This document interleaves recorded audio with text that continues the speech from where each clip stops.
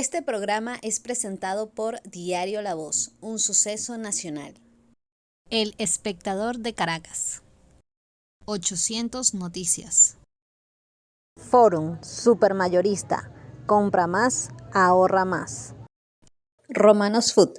Bienvenidos a Conversando con Emilio. Hoy vamos a hablar con el diputado de la Asamblea Nacional, miembro del Consejo Político del Partido Socialista Unido de Venezuela, además vicepresidente de la Comisión de Energía y Petróleo de la Asamblea Nacional, Rodolfo Sanz. Rodolfo, Emilio, bienvenido.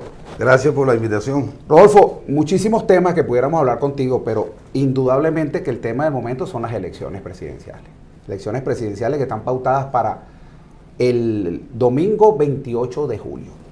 ¿Cuál es tu visión, no solamente del PSUV? Yo quiero contigo analizar, porque hemos analizado con personas de la oposición todo lo que está pasando con la candidatura de María Corina y todo eso, pero queremos saber la visión desde el PSUV de lo que pasa en la oposición y de lo que está pasando en el PSUV con la candidatura de Nicolás Maduro. Bueno, Emilio, como tú lo has señalado, y es de conocimiento público, el Consejo Nacional Electoral elaboró ya su cronograma electoral y fijó como fecha para la elección presidencial el 28 de julio de este año. Tal como lo establece la Constitución de la República Bolivariana de Venezuela, las elecciones deben realizarse este año. La Constitución no establece fecha, no establece mes, y después de una amplia consulta, y esto es un elemento novedoso, es el primer proceso electoral, creo que en la historia republicana de Venezuela, que se va a realizar después de un amplio diálogo nacional con todas las oposiciones, porque siempre que hablemos de la oposición en singular, debemos cambiarlo al plural, porque hay varias oposiciones, no hay una sola oposición. Diálogo en Barbados con la oposición radical, interventora, que anhelaba una ocupación militar por tropas norteamericanas para el cambio de gobierno, y la oposición democrática, que en algún momento algunos de sus miembros abrazaron también el camino de una salida política distinta a la que establece la Constitución, pero que hoy están enmarcados, digamos, de manera muy clara y creo que franca en la ruta democrático electoral. Dices tú la oposición que está representada en la Asamblea Nacional. La que está en la Asamblea Nacional y la que no está en la Asamblea Nacional. Por ejemplo, el conde del Guácharo es parte de la oposición venezolana y no es diputado de la Asamblea Nacional, ni tiene el partido Piedra, tiene representante en la Asamblea Nacional. Y así como el conde del Guácharo, pudiera citarte otros grupos que se han venido constituyendo en los últimos años en Venezuela, que no tienen representación parlamentaria, ni en alcaldía, ni en consejo municipal, ni en consejo legislativo, pero que adversan al gobierno, que se oponen al gobierno legítimamente, lo han venido haciendo, y sin haber abrazado el camino violento, participaron en toda la mesa de diálogo que estableció la Asamblea Nacional, dirigida por el camarada presidente Jorge Rodríguez, y fueron discutiendo, uno, la vía democrática; dos, hacer elecciones en un proceso de paz; tres, el entendimiento de las fuerzas políticas en torno a rechazar las medidas confiscatorias de Estados Unidos hacia el país, rechazar el bloqueo, defender la Guayana Esequiba, que fueron los puntos más importantes de ese diálogo nacional, así como proponerle al Consejo Nacional Electoral, porque al final quien decide y decidió es el Consejo Nacional Electoral, una ruta electoral y una fecha. Se manejaron varias fechas, se habló de agosto, se habló de junio, se habló de julio, y finalmente... ¿Por qué crees tú que se escogió julio? Se escogió julio. Y casualmente el día del nacimiento del presidente Chávez. Bueno, es casual, pero es el último domingo de julio. ¿Por qué julio? ¿Por qué piensas tú? Porque tú no eres rector del CNE, pero ¿por qué piensas tú que se escogió julio y no diciembre como tradicionalmente se hacía? O se ha hecho durante muchísimos años en el país. No, porque en el proceso de diálogo, una de las cosas que surgió fue la necesidad de que las elecciones se desarrollaran en el segundo semestre del año, ¿no? Comenzando el segundo semestre del año. En el acuerdo de Barbados también se dice en el segundo semestre del año. ¿Y por qué? Como muchos sectores han planteado la necesidad de que las elecciones permitan construir un piso superior, pues, ¿no?, de entendimiento, tal cual como se ha venido creando, ¿no?, por iniciativa del gobierno nacional, del presidente Maduro y del presidente de la Asamblea Nacional, Jorge Rodríguez, creo que era como perentorio hacer las elecciones en un plazo en que los partidos políticos pueden resolver perfectamente su candidatura interna, un tiempo de 2 meses como se fijó para el registro de nuevos electores y cambio de residencia de los viejos electores, una campaña no tan prolongada, una campaña de 1 mes, ¿no?, con el estudio y la posibilidad de que el Estado facilite medios económicos o logísticos para que todos los candidatos en igualdad de condiciones desarrollen su campaña electoral. Yo creo ¿Tiene que resuelto el PSUV se escogió el tema de la porque candidatura? era el tiempo en que hubo mayor coincidencia. Todos los actores, el 90% de los actores indicaban julio, otros agosto. Bueno, se escogió el último domingo de julio, que es casi agosto, pues es 28 de Rodolfo, ¿y agosto. tiene el PSUV resuelto el tema de la candidatura? ¿Es definitivamente Nicolás Maduro? ¿Y cómo se está haciendo? Porque no hay unas primarias en el PSUV. Bueno, nosotros hicimos una reunión de los entes de dirección nacional, Consejo Político Nacional, la dirección nacional del partido como órgano rector, la dirección de la juventud del Partido Socialista Unido de Venezuela, y allí nosotros fijamos los mecanismos para que en la base del partido se escogiera, en este caso se ratificara la candidatura del compañero Nicolás Maduro, en torno al cual hay unanimidad en el partido. ¿Nadie le disputó esa candidatura? No, es que... O sea, no hay segundo lugar. No, pero es que en el partido no hay esas disputas clásicas tradicionales que hay en los partidos de oposición, Emilio. El PSUV es un partido unido en torno a un liderazgo colectivo. Hoy representado, dirigido por el compañero Nicolás Maduro Moro. Y en el partido hubo unanimidad en la escogencia de nuestro camarada Nicolás para repetir al frente de la presidencia de la República y seguramente al frente de la presidencia del Partido Socialista. Se hizo la consulta a las jefaturas de calle, a las jefaturas de comunidad, a la VH, que es nuestra estructura, y en una fecha que ya se está definiendo, se va a efectuar un congreso extraordinario del partido, donde se producirá la ratificación masiva, lo que ya se ha hecho en las distintas instancias de base del partido y en los órganos de dirección estratégica del partido. Que no hay disputa, no se evalúa ningún... Te hago la pregunta, Rodolfo, porque bueno, empresas como Data Analysis, Datincore, empresas encuestadoras, le han dado al presidente Maduro un porcentaje de aceptación o de intención de voto que puede estar por el orden del 18 al 20%. Eso pudiera crear una preocupación en el PSUV a los efectos de entender que pudieran perder las elecciones. Siempre es una opción. Cuando tú compites puedes ganar o puedes perder.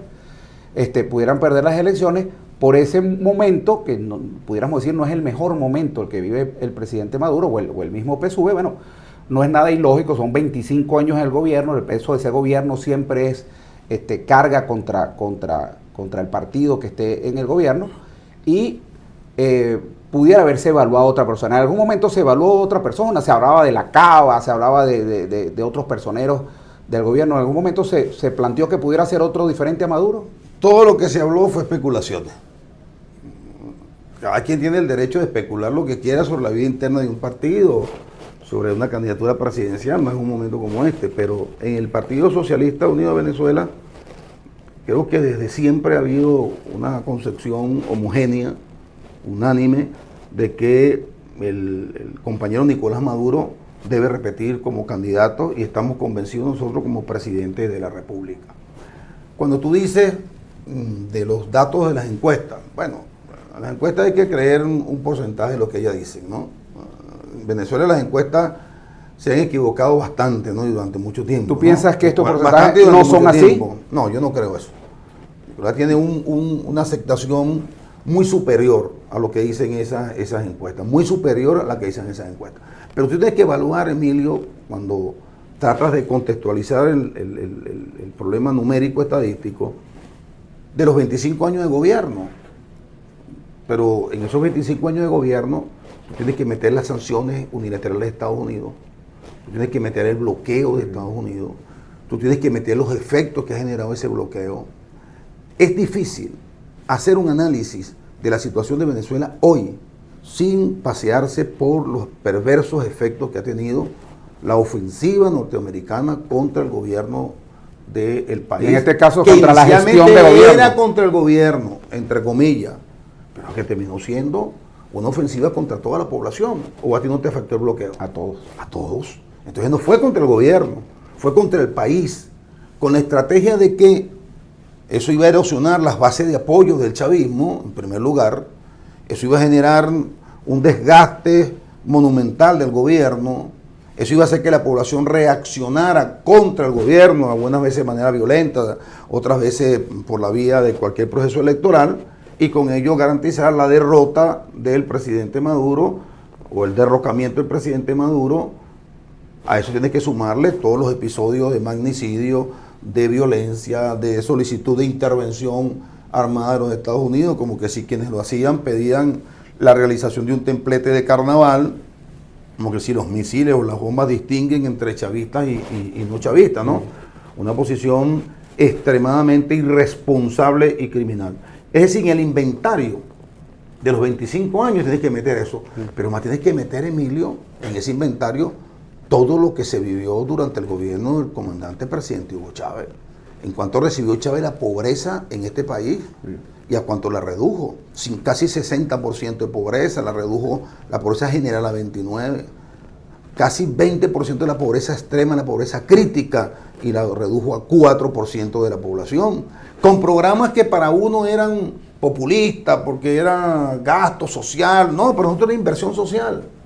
Porque un país con un 60% de pobreza, con un 20% de pobreza crítica, con un sector de la población altamente excluido y marginalizado, es un país que no tiene futuro, Emilio. Es un país que solo le esperaba la violencia, solo le esperaba la violencia. Y Chávez cambió radicalmente, en 10 años de gobierno, cambió radicalmente la situación que encontró. Aquí se olvida que Chávez, cuando llegó al gobierno, no tenía con qué pagar la nómina de los empleados públicos. Eso ocurrió aquí, Emilio. Y tuvo Chávez, el comandante Chávez, que mandar a Luis Rodríguez a hablar con el mundo árabe, con los miembros de los OPEP, para que nos prestaran $1.000 millones, te lo digo, pues. Para poder pagar, para poder honrar los compromisos de los empleados públicos cuando Chávez llegó al gobierno. Y Chávez también tuvo la posibilidad de manejar un barril de petróleo a $100 el barril. Bueno, eso le generó muchísimo dinero. Bueno, pero no fue tampoco por casualidad. ¿Tú recuerdas la cumbre que hizo Chávez aquí en el 2002? La OPEP prácticamente estaba desmantelándose. La OPEP no tenía ningún papel en el mercado petrolero global. La Agencia Internacional de Energía había reducido la OPEP a un cascarón prácticamente vacío. Y fue la cumbre de 2002 en Caracas lo que hizo que la OPEP se revitalizara. Recuerda que Venezuela tiene autoridad en la OPEP porque fue el país durante muchos años que más petróleo exportó en el mundo. Y Chávez desarrolló una política de levantamiento de la OPEP, una política basada más en rescatar los precios del crudo que en una política volumétrica de aumentar la producción de crudo. Y fue con Chávez que se comenzó un proceso de recuperación de la OPEP y por consecuencia de recuperación de los precios del petróleo, basado más en una política de reivindicar el valor del barril de petróleo que en aumentar las cuotas de producción. De manera que no fue casual el ingreso del cual dispuso Chávez en esos años. Lo labró como parte de una política internacional y una política petrolera interna que maximizó la renta petrolera para colocar al servicio de los que menos tenían, al servicio de la mayoría de los venezolanos, porque hay una cosa que la gente también se le olvida, Emilio. En teoría, el Estado es la representación jurídica de la nación, ¿verdad? Es la ficción de representación jurídica de la nación. Los nacionales son todos los que hemos nacido aquí, los que vinieron aquí son venezolanos por naturalización, son venezolanos. El petróleo es un recurso de todos y todas las venezolanas, eso se olvida. El Estado es un simple administrador de un recurso que es tuyo, que es mío, que es de todos nosotros. Y cuando Chávez dijo, yo voy a darle el petróleo a la gente, yo voy a convertir el petróleo en las misiones sociales, yo voy a convertir el petróleo en un sistema de distribución de alimentos que le garantice la alimentación a los ancianos de este país, y creó el conjunto de misiones, las misiones de salud. ¿Qué estaba haciendo Chávez? Darle de verdad a los venezolanos la parte que le corresponde del petróleo, porque el petróleo no es de PDVSA, no era de la oligarquía que administraba PDVSA, Emilio. Te repito, en teoría, es de todos los venezolanos. Cualquier venezolano puede decirle al gobierno, mira, ¿qué tú estás haciendo con mi petróleo? Porque Rodolfo, era así, eso lo entendió Chávez y actuó en consecuencia. Vamos a ir al corte de publicidad y al regreso quiero que me hables. Entonces, basado en lo que tú me estás diciendo, Maduro merece otra oportunidad para demostrar que puede hacer un mejor gobierno. Un mejor gobierno quiere decir que superemos la situación económica que estamos viviendo, que se mejoren los salarios, que se mejore la calidad de vida de los venezolanos. Eso por un lado. Y por la otra, se va a dejar entonces que María Corina Machado sea la candidata que compita con Maduro. Vamos a ir al corte de publicidad y al regreso más de Conversando con Emilio. Ya regresamos. El diario La Voz cumple su compromiso de informar con imparcialidad y valentía. El impreso, la versión digital y nuestras redes sociales te conectan oportunamente con el acontecer nacional e internacional. Diario La Voz, un periódico para la Venezuela de hoy. Diario La Voz, un suceso nacional. Estamos de regreso conversando con Emilio, hoy con el diputado de la Asamblea Nacional, miembro del Consejo Político del Partido Socialista Unido de Venezuela, además vicepresidente de la Comisión de Energía y Petróleo de la Asamblea Nacional, Rodolfo Sanz. Rodolfo, y te dejaba una pregunta al aire. ¿Merece entonces una oportunidad, una nueva oportunidad el presidente Maduro para demostrar que sí puede enrumbarnos hacia una Venezuela mejor, con mejores salarios, con producción nacional, con exportaciones, etcétera? Y la otra pregunta que te hacía era, ¿contra quién va a estar compitiendo Maduro? ¿Contra María Corina? ¿Se va a dejar que María Corina se inscriba? Emilio, no se trata solo de una oportunidad, que para nosotros los chavistas la merece y con creces, porque si juzgamos la realidad de manera objetiva, al presidente Maduro prácticamente no se le ha dejado gobernar. Con el presidente Maduro, en una dimensión diferente, con una guerra económica brutal y una ofensiva de parte de los Estados Unidos, se le hizo, o se hemos vivido más o menos lo que vivimos con los primeros años de gobierno de Chávez. Chávez de 1999 hasta el 2004, fecha de referéndum revocatorio, vivió prácticamente un calvario en el gobierno. Vino el golpe, vino la ofensiva de la derecha en la calle en 2001, vino el golpe del 2002, vinieron las megaelecciones después de la relegitimación, y después, no conforme con ello, con todo lo que había hecho la oposición en Estados Unidos del 99 al 2004, mete un referéndum revocatorio que Chávez aceptó pues sin ningún tipo de problema. El comandante Chávez comenzó a gobernar realmente a partir del 2005, y al 2013 son 7 años. En 7 años Chávez cambió la realidad económico-social, geopolítica que había vivido Venezuela. El presidente Maduro asumió el poder en el 2013. La ofensiva comenzó en el 2015 con el decreto de amenaza inusual y extraordinaria por parte de Estados Unidos hacia Venezuela. Y ahí comenzó un vía crucis, ahí comenzó la gran ofensiva de Estados Unidos contra Venezuela, pues que ya conocemos, el ataque a la moneda, el bloqueo petrolero, el bloqueo comercial. El presidente Maduro cumplió una tarea importante en esa estrategia de no aislarnos. El presidente Maduro cumplió su compromiso de pago de deuda externa durante los años 2014 y 2016. Pero a partir del 2017, Emilio, se le cerraron a Venezuela todas las puertas de créditos internacionales y ya la ofensiva fue realmente brutal contra el gobierno del presidente Nicolás Maduro. De manera que ha estado sometido a una prueba de fuego. Y el presidente Maduro demostró su capacidad de estadista. ¿En qué sentido? En que el presidente Maduro siempre trabajó, Emilio, en el filo de la navaja, respondiendo a la ofensiva americana, a la ofensiva de los sectores internos sin colocar al país al borde de una guerra civil, que es lo que pretendían algunos sectores de la oposición violenta en Venezuela y de los Estados Unidos. Si tú me preguntas a mí, ¿cuál es el mayor valor de la gestión del compañero Nicolás Maduro en 3 años? Yo diría haber mantenido la paz. Porque se dice fácil, compañero.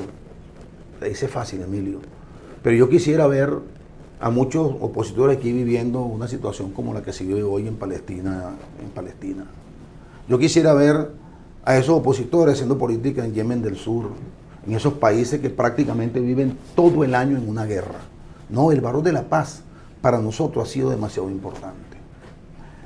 El presidente Maduro sorteó toda la ofensiva norteamericana, apoyado por un pueblo, ¿no?, que, basándose en los principios que sembró Chávez en el pueblo, observando la visión de estadista de Maduro, viendo que el presidente Maduro siempre, en medio de la ofensiva económica y de la guerra y el bloqueo, ha trabajado para tratar de mantener, ¿no?, la satisfacción de las necesidades mínimas de la población, haciendo de tripas corazones, como él ha dicho, rajuñando aquí, rajuñando allá, consiguiendo apoyo con los aliados, pero nunca dejó de desarrollar las políticas sociales, desde luego disminuidas, desde luego con mucha precariedad, para mantener un cierto estatus de vida de la población más pobre en Venezuela. Y eso tiene un valor. Ese es el segundo mérito fundamental que tiene el presidente Nicolás Maduro. Y el tercero, ¿cuál es, Emilio? Que a pesar de toda esta ofensiva, el presidente Maduro no se rindió. Puede que para algunos sectores de la oposición eso no tenga ningún valor, para nosotros sí. Porque nosotros pensamos que los hombres, las mujeres, los seres humanos, no viven solo de pan. Ellos somos cristianos. Viven también de la dignidad. Puedes tener mucho pan, puedes tener mucha comida, pero si no tienes dignidad, no vales medio. El ser humano vale por su dignidad. Y la dignidad del ser humano está en la conciencia, está en la ideología, está en el pensamiento. Y Nicolás ha mantenido la dignidad de esta nación. Porque las naciones requieren tener dignidad. O Estados Unidos no habla de que ellos son la nación elegida. O no habla Estados Unidos del destino manifiesto. O no habla Estados Unidos de la doctrina Monroe. Estados Unidos es la única nación que tiene que sentirse orgullosa de sus valores, de sus fundadores. Nosotros no. Para alguna oposición eso es paja, como se dice coloquialmente. Para Estados Unidos no lo es. Y ellos quieren más a Estados Unidos que a Venezuela. No, para nosotros sí tiene un valor. Haber mantenido la dignidad de esta patria, haber mantenido la independencia política, haber mantenido la soberanía, no haberse rendido, haber ido a negociar como estadista para evitar la posibilidad de una guerra civil con todos los sectores. Las reuniones de México, las reuniones de Noruega, las reuniones de Barbados indican la visión de estadista del presidente Maduro. Firmeza en sus posiciones nacionalistas, firmeza frente a la ofensiva imperial, pero siempre, aún moviéndose en el filo de la navaja, tratar de preservar la paz con dignidad nacional, con soberanía, evitando una confrontación militar con Estados Unidos hasta donde sea posible y evitando una guerra civil interna. Entonces, Maduro ha hecho los méritos suficientes para repetir como candidato del PSUV. Nosotros respetamos los candidatos de los otros partidos, nosotros respetamos la visión que tengan los demás de la política, de la historia, etcétera, pero sí, el presidente Maduro ha reunido todos los méritos, todas las condiciones para repetir como candidato presidencial. Pero te voy a dar otro elemento. La segunda parte, Rodolfo, y la segunda parte de la pregunta, ya voy, no, que tiene que ver con quién va a competir Maduro. Pero te voy a dar otro elemento, Emilio, la estabilidad política. El presidente Maduro ha alcanzado la estabilidad política.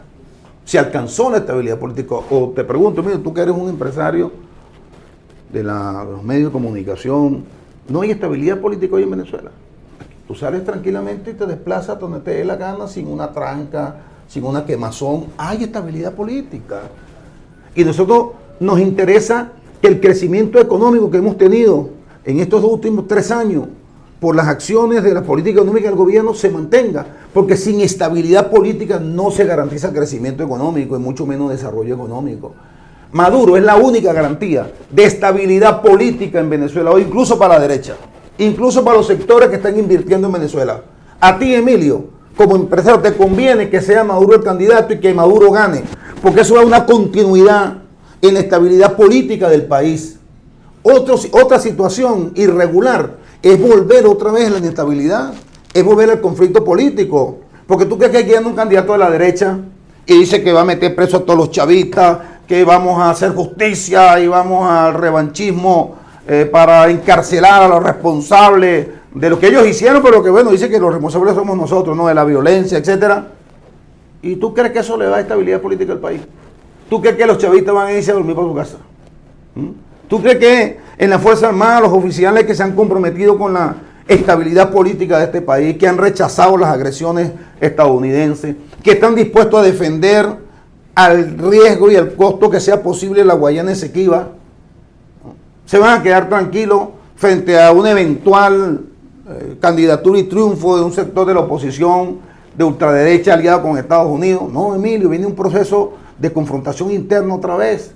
Y todo lo que hemos avanzado en estos 3 años con mucho sacrificio, con mucho esfuerzo, para lograr la estabilidad política que nos ha dado el crecimiento económico que ya comienza a permear hacia abajo. Sí, yo sí creo, Emilio, que se requiere que el presidente Maduro continúe en la presidencia, que desarrolle los planes que no le han permitido desarrollar en estos años en un marco de mayor estabilidad política, en una relativa mejoría de las relaciones con Estados Unidos, en la posibilidad de lo que yo he venido diciendo desde el año pasado, de ese boom de inversión económica que viene a Venezuela. Viene un boom, un nuevo boom de inversión económica en Venezuela. Pudiéramos hacer un programa sobre eso, porque lo que nosotros recibimos en la Comisión de Petróleo es innumerable convocatoria a reuniones con empresarios extranjeros que quieren conectarse con el centro de inversión de Venezuela, con Petróleos de Venezuela, para presentarles proyectos de inversión, con fondos certificados, Emilio, con proyectos señalando incluso dónde quieren o pueden explotar petróleo y gas. Viene un boom de inversión que se afectaría, en mi juicio, con un cambio de gobierno del chavismo a sectores de la oposición, porque entraríamos nuevamente en un periodo de inestabilidad. Así que esa presencia de Fedecámara en el diálogo nacional de las federaciones de industria no es casual. Los sectores empresariales en este país saben que la estabilidad política la garantiza el presidente Nicolás Maduro y que la estabilidad económica la garantiza el presidente Nicolás Maduro y que solo es posible consolidar el crecimiento con prosperidad, con progreso económico en los próximos años si Maduro es reelecto presidente Rodolfo, para finalizar, de Venezuela. ¿Contra quién va a competir Maduro? Contra ¿Quién va a todo- ser su principal contendor? Contra todos los candidatos que se presenten. ¿Quién vislumbra desde el PSUV? Bueno, está uno que aparece, que aparece. ¿No va a ser María Corina? No, María Corina, no, chico, eso es clavo pasado. Eso. Emilio, esa señora está inhabilitada políticamente, éticamente, moralmente. ¿Cómo puede una persona ir a reunirse con el presidente de los Estados Unidos, recibir un nombramiento de embajador alterno de un país extranjero sin haber sido autorizado por la Asamblea Nacional, solicitar sanciones, invasiones, solicitar presencia de fuerzas extranjeras en Venezuela para derrocar al gobierno legítimamente electo del presidente Nicolás Maduro, y ahora venir de la noche a la mañana con su cara muy lavada, porque ella es socia de los Estados Unidos, a decir que va a inscribir su candidatura para ser presidenta de Venezuela? No, hermano, no, eso sería un relajo, chicos. Eso sería un país, Emilio, sin memoria, sin sentido común, sin ningún tipo de vergüenza, sin ningún tipo de dignidad. Tú no me conoces a mí como un radical tirapiedra, pero hay momentos en que uno tiene que asumir una posición realmente radical. Yo radicalmente te digo a ti que María Corina no va a ser candidata a la presidencia de este país. No va a ser. Está inhabilitada moral, ética y políticamente. Como lo he dicho reiteradamente Diosdado Cabello, se lo dijo de hace mucho tiempo. No te vistas que no va. Porque después de haber planteado que Estados Unidos acabara con esta nación, que metiera misiles y bombas aquí, porque no, una intervención militar extranjera es con bombas, es con misiles. Recuerda cómo se hacen las guerras ahora, Emilio, ¿no? Las guerras se hacen con misiles que destruyen todo y después entran las tropas por debajo. Drones Cargados de explosivos, etcétera, hermano. Entonces fue poca cosa lo que pidieron. Y ahora va a ir por las calles de Venezuela tranquila, con su cara muy limpia, a pedir que voten por ella, ¿sí? Ah, está bien. No, se equivocó de país. Yo creo que María Corina está equivocada de país. María Corina no conoce la historia del país donde nació, no la conoce. Y por eso ella se descalificó para ser candidata a la presidencia de la República de este país. No va a ser candidata en este 2024. Que busque un candidato que apoye al conde Guácharo. Ahí está el conde. ¿Contra quién va a ir el presidente Maduro? Contra todos los candidatos que se postulen. Hasta ahora hay como 9 candidatos. También creo que se va a lanzar Tigre, Eduardo Fernández. Creo que Claudio también tiene respaldo de algunos partidos minoritarios, pero bueno, Claudio, el negro Claudio, amigo mío, pues el negro Claudio es un hombre inteligente, es un hombre preparado, es un hombre que nunca ha pedido intervención contra Venezuela. Ahí está el mismo Bernabé Gutiérrez, que a mí me ha sorprendido los discursos de Bernabé, chico. Bernabé dice que AD siempre ha sido un partido antiimperialista. Ellos son antiimperialistas, que no están de acuerdo con el bloqueo ni con las sanciones. Caramba, a mí de verdad me ha sorprendido, ¿no?, el giro de un conjunto de factores, pero lo hacen, Emilio, yo creo que de buena fe. ¿Tú sabes por qué, Emilio? Porque están convencidos de que no podemos meterle un taco de dinamita a todo lo que hemos hecho en estos años. Emilio, hemos logrado un crecimiento económico milagroso, hemos logrado una estabilidad política, Emilio, hemos conseguido que el mundo financiero se interese por invertir en Venezuela, hemos consolidado nuestra relación con China. Estados Unidos tiene ahora un dilema en abril. Ellos van supuestamente a decidir qué hacer con las sanciones. Yo te puedo adelantar lo que yo creo que pudiera hacer Estados Unidos, especulando, ¿no? Porque uno a veces en análisis ¿Qué crees tú que va a pasar? Se meten a especulador. No, que Estados Unidos, a mi juicio, van a dejar por ahora las cosas como están. Yo no creo que Estados Unidos se tire al piso por una candidatura individual. Ya un vocero de la Casa Blanca dijo, lo que pasa es que los Estados Unidos... El tema no son los candidatos, el tema son las elecciones. Los Estados Unidos tienen unas elecciones ahora este año, presidencial, y acuérdate que el voto latino es un voto importante en los Estados Unidos. No, pero ya Venezuela... Entonces, las acciones que tomen pero Venezuela no con Venezuela va a tener un efecto en el voto latino. No, pero Venezuela ya no es un tema importante en la campaña interna de Estados Unidos. ¿Sabes cuál es el tema importante? Si Donald Trump lo van a dejar ser candidato o lo van a enjuiciar después que sea candidato o presidente, o si Biden, por sus problemas de memoria, que confundió al presidente de México con el presidente de Egipto y todas las cosas que le han venido ocurriendo, normal, pues un señor mayor, pues yo no lo critico porque todos vamos a llegar viejos. Tampoco puedo hablar muy duro, ¿no? En cuanto a eso, tú tampoco, ¿no? Porque no eres ningún muchachito, tú no eres ningún muchachito. Pero el tema es la memoria de Biden, la situación de Donald Trump, las loqueras de Donald Trump, porque lo ven en algunos sectores de Estados Unidos como un loco. Esos son los temas fundamentales de la campaña. Ya no es Venezuela. Porque ¿qué van a ofrecer en relación con Venezuela? Que no hayan hecho. Lo único que pudieran ofrecer es invadirnos, que Donald Trump diga, si gano al mes invado Venezuela con los marines. O diga Biden, yo me equivoqué, yo debía haber invadido Venezuela en vez de apoyar a ese parapeto que se llama Juan Guaidó, que se robó los 1.000 millones que le dimos, todo lo que pudo decir, todo lo que recogió, todo lo de monómero, y que dieron seguramente parte del dinero que representan las 32 toneladas de oro que tenemos en el Banco de Londres, etcétera, etcétera. Pero yo ahora juro, en la campaña electoral para enamorar el voto latino, que voy a invadir a Venezuela un mes después que gane. Eso es lo único que pueden ofrecer. ¿Qué van a ofrecer? ¿Que no van a volver? ¿Qué van a ofrecer? ¿Más sanciones? ¿Qué van a ofrecer? ¿Que no van a venir las inversiones?